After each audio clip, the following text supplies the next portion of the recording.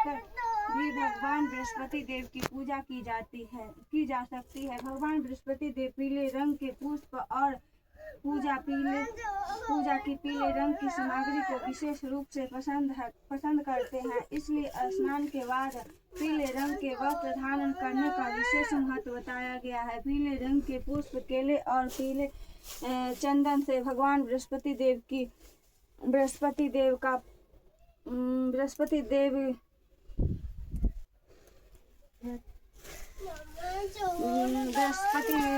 पूजा का विधान है। बृहस्पतिवार के व्रत में उपासक को पूरे दिन में एक समय ही भोजन करना चाहिए।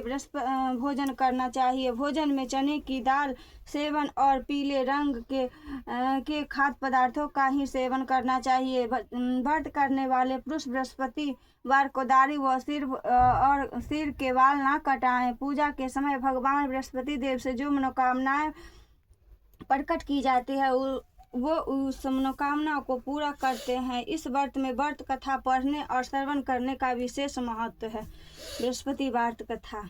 बृहस्पतिवार व्रत कथा प्राचीन समय की बात है। भारत में एक राजा राज करता था। वह बड़ा प्रतापी तथा दानी था। वह नित्य प्रति मंदिर में भगवत दर्शन करने जाता था। वह ब्राह्मण और गुरु की सेवा किया करता था। उसके द्वार से कोई भी याचक निराश होकर नहीं लौटता था। वो प्रत्येक गुरुवार को व्रत रखता एवं पूजन करता था। हर दिन गरीबों की सहायता करता था। परंतु यह सब बातें उसकी रानी को अच्छी नहीं लगती थी। वह ना व्रत करती और ना किसी को एक भी पैसा दान में देती थी। वह राजा से भी ऐसा करने को मना किया करती थी। एक समय की बात है कि राजा शिकार खेलने वन के चले गए। घर पर रानी और दासी उस समय गुरु बृहस्पति साधु का रूप धारण कर राजा के दरवाजे पर भिक्षा मांगने आए। साधु ने रानी से भिक्षा मांगी तो वह कहने लगी, हे साधु महाराज, मैं इस दान और पुण्य से तंग आ गई हूँ। इस कार्य के लिए तो मेरे पति देव ही बहुत हैं। अब आप ऐसी कृपा करें कि सारा धन नष्ट हो जाए तथा मैं आराम से रह सकूं। साधु रूपी बृहस्पति देव ने कहा, हे देवी, तुम बड़ी विचित्र हो। संतान और धन से कोई दुखी नहीं होता है, इसको सभी चाहते हैं। पापी भी पुत्र और धन की इच्छा करता है। अगर तुम्हारे पास धन अधिक है तो भूखे मनुष्यों को भोजन कराओ, प्याऊ लगवाओ, ब्राह्मणों को दान दो, धर्मशालाएं बनवाओ, कुआं, तालाब, बावड़ी, बाग, बगीचे आदि का निर्माण कराओ तथा निर्धनों की कन्या कुमारी का विवाह करवाओ।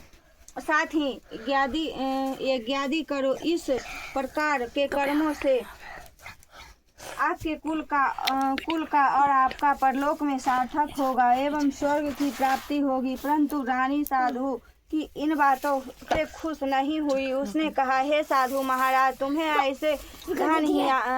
ऐसे धन की आवश्यकता नहीं जिसको मैं अन्य लोगों को दान दूं तथा जिसको रखने और संभालने में ही मेरा सारा समय नष्ट हो जाए। साधु ने कहा, हे देवी, यदि तुम्हारी ऐसी इच्छा है तो जो जैसा मैं तुम्हें बताता हूँ तुम वैसा ही करना। बृहस्पतिवार के दिन घर को गोबर से लीपना, अपने केशों को पीली मिट्टी से धोना, केशों को धोते समय स्नान करना, राजा से कहना वह हजामत करवाए, भोजन में मांस मंदिरा खाना, कपड़ा धोबी के यहाँ धुलने देना। इस प्रकार 7 बृहस्पतिवार करने से तुम्हारा धन नष्ट हो जाएगा। यह कहकर साधु महाराज रूपी बृहस्पति देव अंतर्धान हो गए। रानी के साधु से कहने के अनुसार 7 बृहस्पतिवार तक वैसा ही करने का विचार किया। साधु के बताए अनुसार कार्य करते हुए केवल 3 बृहस्पतिवार ही बीते थे कि उसकी समस्त धन संपत्ति नष्ट हो गई। भोजन के लिए दोनों समय परिवार तरसने लगा तथा सांसारिक भोगों से दुखी रहने लगा। तब वह राजा रानी से कहने लगा कि हे रानी, तुम यहाँ पर रहो, मैं दूसरे देश को जाता हूँ, क्योंकि यहाँ पर मुझे सभी मनुष्य जानते हैं, इसलिए मैं यहाँ कोई कार्य नहीं कर सकता। मैं अब परदेश जा रहा हूँ, वहाँ कोई काम धंधा करूँगा। शायद हमारे भाग्य बदल जाए। ऐसा कहकर राजा परदेश चला गया। वह जंगल से लकड़ी काट कर लाता और शहर में बेचता। इस तरह जीवन व्यतीत करने लगा। इधर राजा के बिना रानी और दासियां दुखी रहने लगी। किसी दिन भोजन मिलता और किसी दिन जल पीकर ही रह जाती। एक समय रानी और दासियों को 7 दिन बिना भोजन के व्यतीत करना पड़ा। तो रानी ने अपनी दासी से कहा, हे दासी, यहाँ पास ही के नगर में मेरी बहन रहती है। वह बड़ी धनवान है। तू उसके पास जा और वहाँ से 5 सेर बेझर मांग कर ले आ, जिसे कुछ समय के लिए गुजर हो जाएगा। दासी रानी की बहन के पास गई। रानी की बहन उस समय पूजा कर रही थी। बृहस्पतिवार का दिन था। दासी ने रानी की बहन से कहा, हे रानी, मुझे आपकी बहन ने भेजा है, मुझे 5 सेर बेझर दे दो। दासी ने यह बात अनेक बार कही, परंतु रानी की बहन कोई उत्तर नहीं दिया, क्योंकि उस समय उस बृहस्पतिवार की कथा सुन रही थी।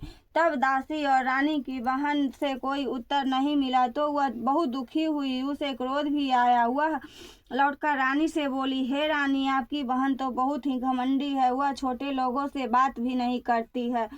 मैंने उसे कहा तो उसने कोई उत्तर नहीं दिया। मैं वापस चली आई। रानी बोली, हे दासी, इसमें उसका कोई दोष नहीं है। जब बुरे दिन आते हैं तब कोई सहारा नहीं देता है। अच्छे बुरे का पता विपत्ति में नहीं लगता है। जो ईश्वर की इच्छा होगी वही होगा। यह सब हमारे भाग्य का दोष है। उधर रानी की बहन ने सोचा कि मेरी बहन की दासी आई थी, परंतु मैं उससे नहीं बोली। वह बहुत दुखी हुई होगी। अतः कथा सुन और विष्णु भगवान का पूजन समाप्त कर वह अपनी बहन के घर आई और कहने लगी, हे बहन, मैं बृहस्पतिवार का व्रत कर रही थी। तुम्हारी दासी हमारे घर गई थी, परंतु जब तक कथा होती है तब तक हम लोग ना उठते हैं और ना बोलते हैं, इसलिए मैं नहीं बोली। कहो दासी क्यों गई थी? रानी बोली, बहन, हमारे घर अनाज नहीं था। वैसे तुमसे कोई बात छिपी नहीं है। इस कारण मैंने दासी को तुम्हारे पास 5 सेर बेझर लेने के लिए भेजा था। रानी की बहन बोली, बहन देखो, बृहस्पति भगवान सबकी मनोकामना पूर्ण करते हैं। देखो, शायद तुम्हारे घर में अनाज रखा हो। यह सुनकर दासी घर के अंदर गई तो वहां से उसे एक घड़ा बेझर भरा मिल गया।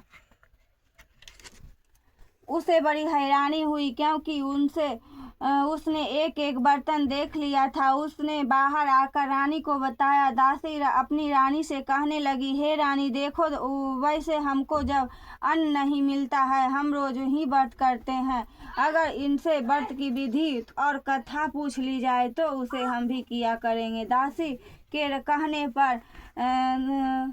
के कहने पर रानी अपनी बहन से बृहस्पतिवार व्रत के बारे में पूछा। उसकी बहन ने बताया, हे रानी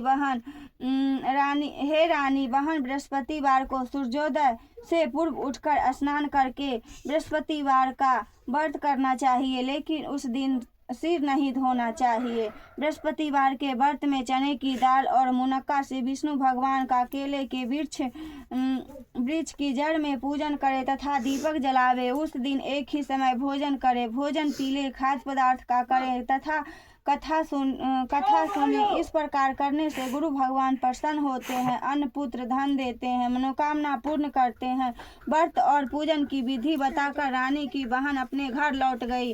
रानी और दासी दोनों ने निश्चय किया कि बृहस्पति देव भगवान का पूजन जरूर करेंगे। 7 दिन बाद जब बृहस्पतिवार आया तो उन्हें व्रत रखा। घुड़सार में जाकर चना और गुड़ बीन लाई तथा उसकी दाल से केले की जड़ तथा विष्णु भगवान का पूजन किया। अब भोजन पीला कहाँ से आए? दोनों बड़ी दुखी हुई, परंतु उन्होंने व्रत किया था, इस कारण बृहस्पति देव भगवान प्रसन्न थे। एक साधारण व्यक्ति के रूप में वे 2 थालों में सुंदर पीला भोजन लेकर आए और दासी को देकर बोले, हे दासी, यह भोजन तुम्हारे और रानी के लिए है, तुम दोनों करना। दासी भोजन पाकर बड़ी प्रसन्न हुई और रानी से बोली, रानी जी, भोजन कर लो।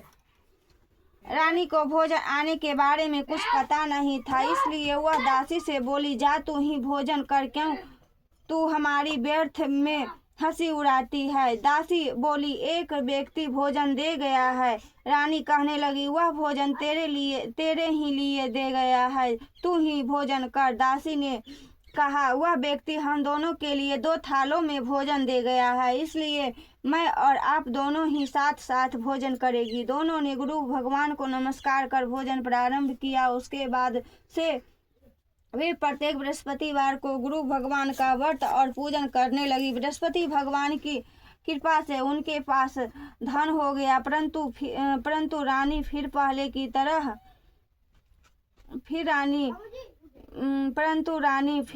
की तरह से आलस्य करने लगी। वह दासी बोली, देखो रानी, तुम पहले भी इस प्रकार आलस्य करती थी। तुम्हें धन के रखने में कष्ट होता था, इस कारण सभी धन नष्ट हो गया। अब गुरु भगवान की कृपा से धन मिला है तो फिर तुम्हें आलस्य होता है। बड़ी मुसीबतों के बाद हमने यह धन पाया है, इसलिए हमें दान पुण्य करना चाहिए। तुम भूखे मनुष्यों को भोजन कराओ, प्याऊ लगवाओ, ब्राह्मणों को दान दो, कुआं, तालाब, बावड़ी आदि का निर्माण करवाओ, मंदिर पाठशाला बनवाकर दान दो, कुमारी कन्याओं का विवाह करवाओ। धन को शुभ कार्यों में खर्च करो, जिसे तुम्हारे कुल का यश बढ़े तथा स्वर्ग प्राप्त हो और पितृ प्रसन्न हो। दासी की बात मानकर रानी ने इसी प्रकार के कर्म करने का प्रारंभ किए, जिसे उसका काफी यश फैलने लगा। एक दिन रानी और दासी आपस में विचार करने लगी कि ना जाने राजा किस दिशा में होंगे, उनकी कोई खोज खबर नहीं है। गुरु भगवान से उन्होंने प्रार्थना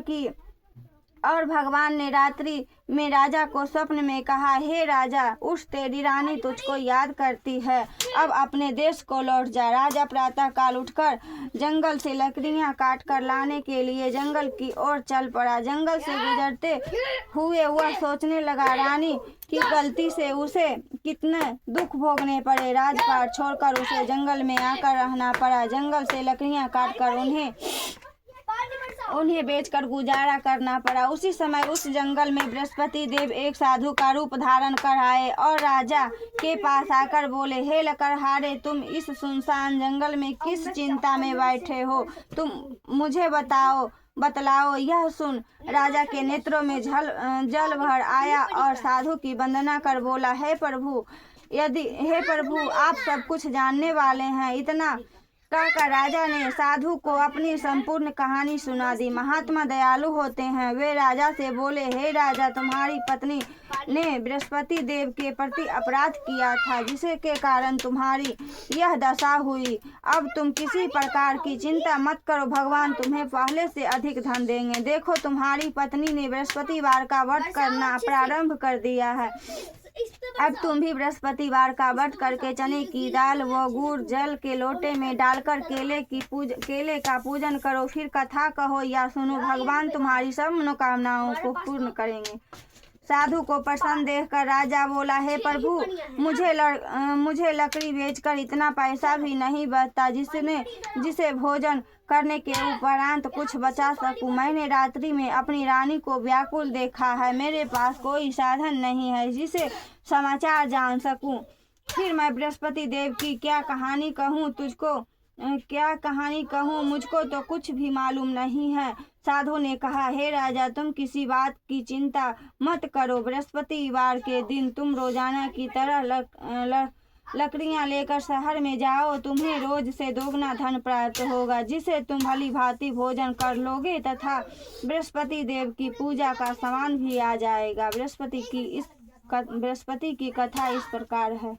बृहस्पति देव की कथा। प्राचीन काल में एक बहुत ही निर्धन ब्राह्मण था। उसके कोई संतान नहीं थी। वह नित्य पूजा पाठ करता, परंतु उसकी स्त्री बहुत मलिनता के साथ रहती थी। वह न स्नान करती थी और न किसी देवता का पूजन करती थी। प्रातः काल उठते ही सर्वप्रथम भोजन करती थी, बाद में कोई अन्य कार्य करती थी। ब्राह्मण देवता बहुत दुखी रहते थे। पत्नी को बहुत समझाते, किंतु उसका कोई परिणाम ना निकलता। भगवान की कृपा से ब्राह्मण की स्त्री के कन्या उत्पन्न हुई। वह कन्या अपने पिता के घर में बड़ी होने लगी। वह बालिका प्रातः स्नान करके भगवान विष्णु का जप करती वह बचपन से ही बृहस्पतिवार का व्रत भी करने लगी। पूजा पाठ समाप्त कर स्कूल जाती तो अपनी मुट्ठी में जौ भर कर ले जाती और पाठशाला जाने के मार्ग में डालती जाती। वही जो स्वर्ण के हो जाते तो लौटते समय उनको बीनकर घर ले आती। एक दिन वह बालिका सूप में उन सोने के जौ को फटक कर साफ कर रही थी। तभी उसकी माँ ने देख लिया और कहा, हे बेटी, सोने के जौ को फटकने के लिए सोने का सूप होना चाहिए। दूसरे दिन गुरुवार था। इस कन्या ने व्रत रखा और बृहस्पति देव से प्रार्थना करके कहा, हे प्रभु, यदि मैंने सच्चे मन से आपकी पूजा की है तो मुझे सोने का सूप दे दो। बृहस्पति देव ने उसकी प्रार्थना स्वीकार कर ली।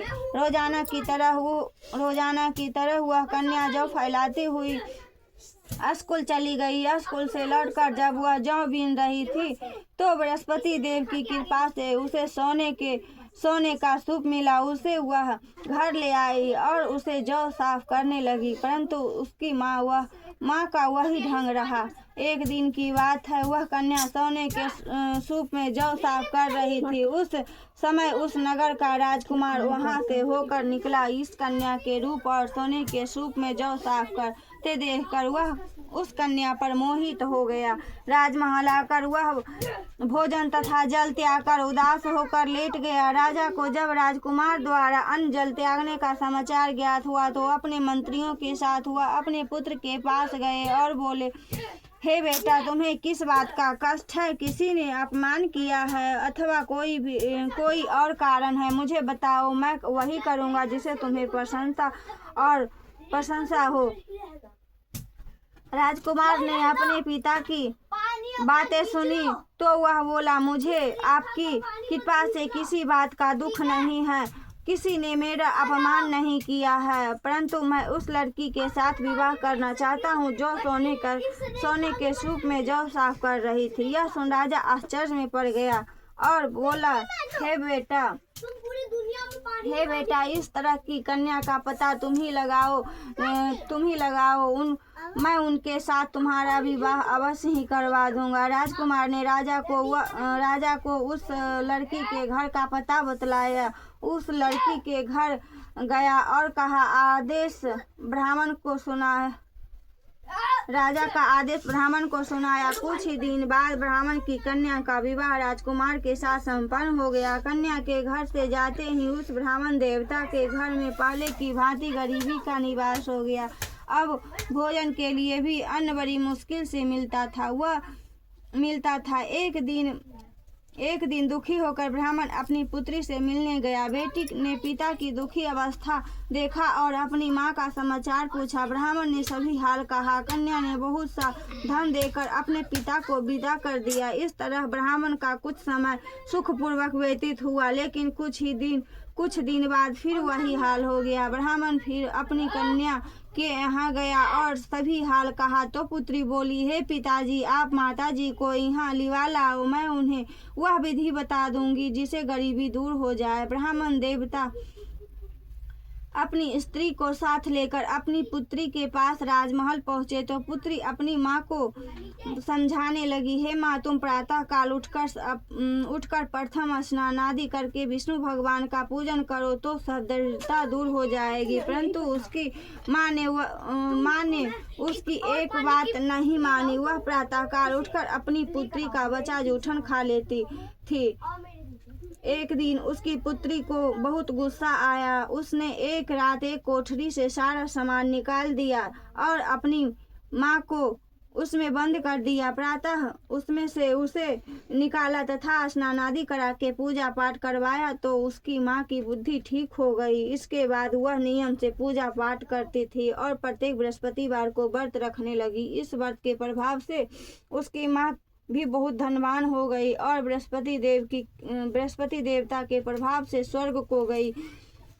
वह ब्राह्मण भी सुखपूर्वक इस लोक का सुख भोग कर स्वर्ग को प्राप्त हुआ। इस तरह कहानी कहकर साधु देवता वहां से लोप गए। धीरे धीरे समय व्यतीत होने पर फिर बृहस्पतिवार का दिन आया। राजा जंगल से लकड़ी काटकर किसी शहर में बेचने गया। उसे उस दिन और दिनों से अधिक धन मिला। राजा ने चना गुड़ आदि लाकर बृहस्पतिवार का व्रत किया। उस दिन से उसके सभी क्लेश दूर हो गए। परंतु जब अगला गुरुवार का दिन आया तो वह बृहस्पतिवार का व्रत करना भूल गया। इस कारण बृहस्पति भगवान नाराज हो गए। उस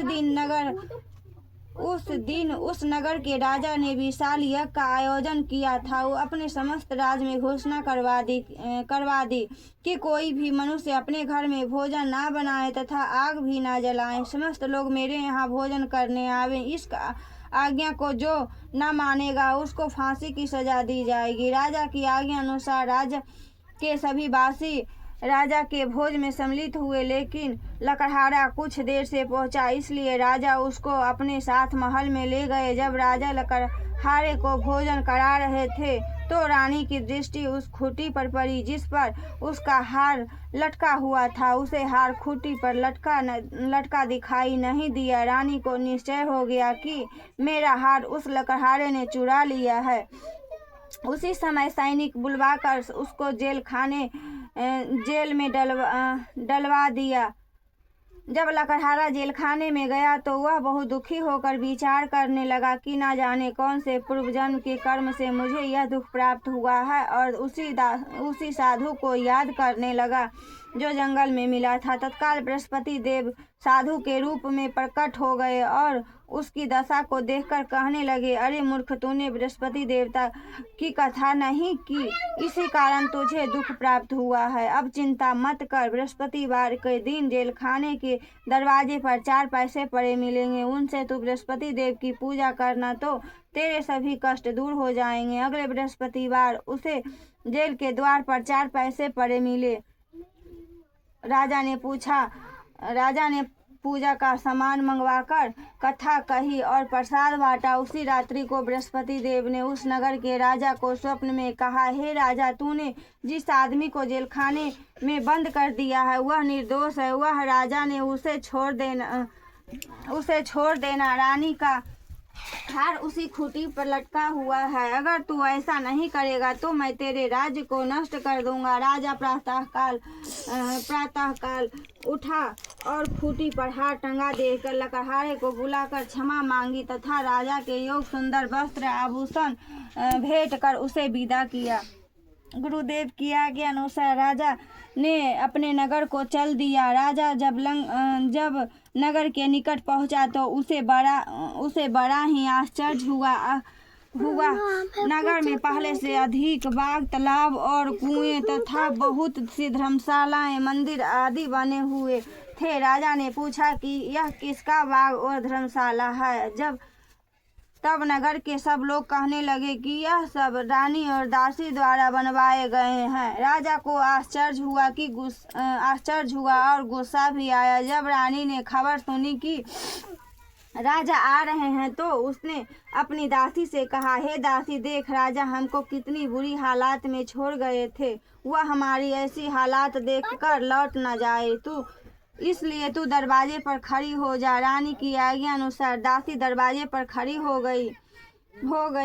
जब राजा आए तो उन्हें अपने साथ महल में लिवा लाई। तब राजा ने क्रोध करके अपनी तलवार निकाली और पूछने लगा, बताओ यह धन तुम्हें कैसे प्राप्त हुआ है। तब रानी ने बताया, हमें यह सब धन बृहस्पति देव के व्रत के प्रभाव से प्राप्त हुआ है। राजा ने तब निश्चय किया कि 7 रोज बाद तो सभी बृहस्पति देव का पूजन करते हैं, परंतु मैं रोजाना दिन में 3 बार कथा कहा करूंगा तथा रोज व्रत किया करूंगा।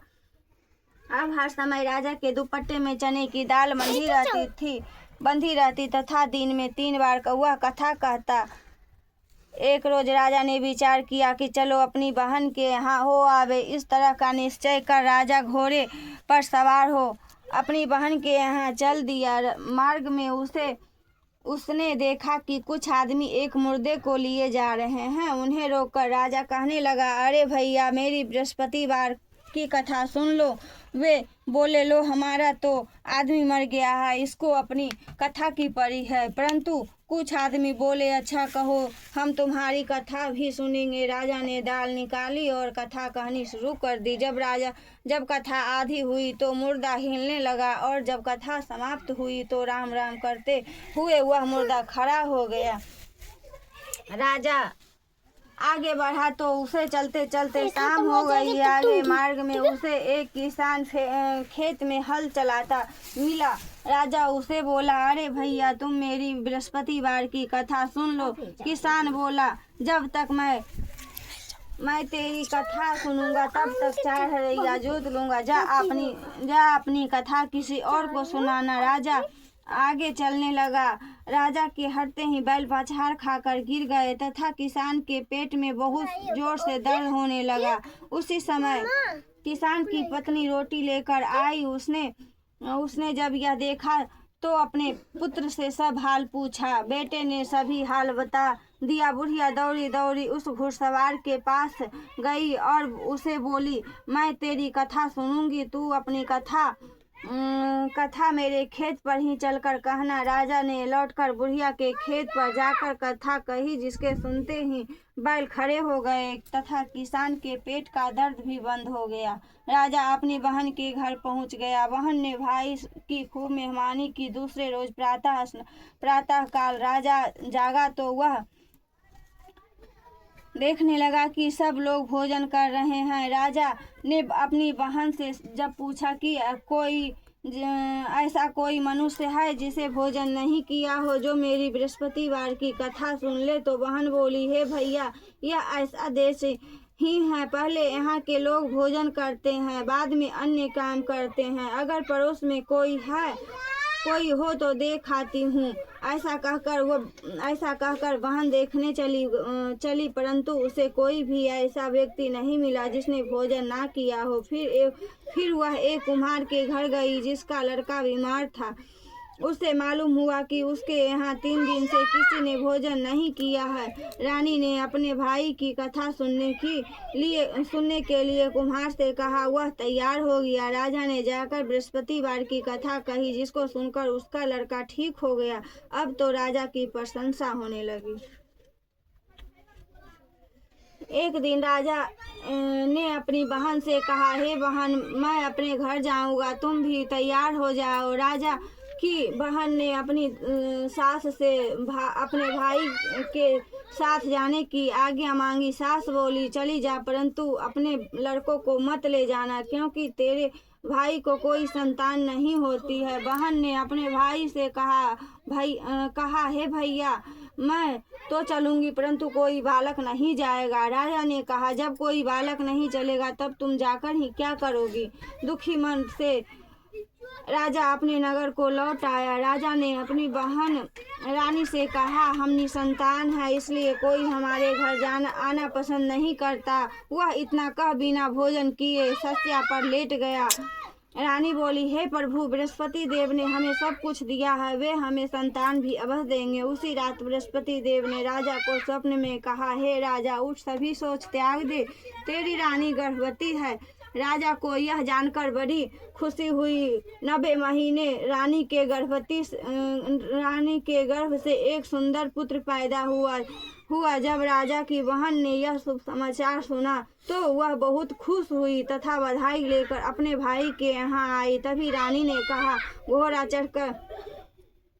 चढ़कर नहीं आई, गधा चढ़ी आई। राजा की बहन बोली, भैया, मैं इस प्रकार ना कहती तो तुम्हें औलाद कैसे मिलती। बृहस्पति देव ऐसे ही हैं, जिसके मन में जो कामनाएं रहती है सभी को पूर्ण करते हैं। जो सद्भावना पूर्वक बृहस्पतिवार का व्रत करता है एवं कथा पढ़ता है अथवा सुनता है और दूसरों को सुनाता है, बृहस्पति देव उसकी सभी मनोकामनाएं पूर्ण करते हैं। बृहस्पति देव उनकी सदैव रक्षा करते हैं। जो संसार में सद्भावना व सच्चे हृदय से बृहस्पति देव का पूजन करते हैं, उनकी सभी मनोकामनाएं उसी प्रकार पूर्ण होती है।